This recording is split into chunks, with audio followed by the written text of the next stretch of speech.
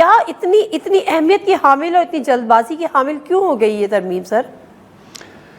دیکھیے میں آپ کو بتاؤں کہ یہ اس قدر اہمیت جو ہے وہ اس کی اہمیت صرف شہباز شریف اور ان کے گروپ کے وجہ سے ہے.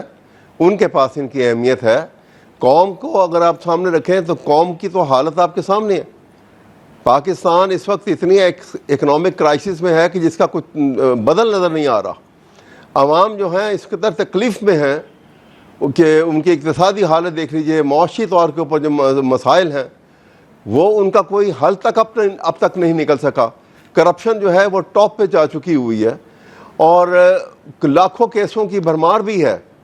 تو یہ ایسے سٹیج کے اوپر جبکہ چیف جسٹس ریٹائر ہونے والے ہیں آئندہ کچھ ہفتوں کے اندر, سوا مہینے کے اندر, تو اس ارجنسی کون سی ہے؟ ارجنسی صرف یہ ہے کہ یہ اپنا تحفظ کر کے یہ پارلیمنٹ عدلیہ کی آزادی کے اوپر ایک انگوٹھا رکھنا چاہتے ہیں, یہ اس کو دبانا چاہتے ہیں, یہ حکومت کے ایگزیکٹو کی کنٹرول کے اندر عدلیہ کو لانا چاہتے ہیں, which is against the spirit of the constitution.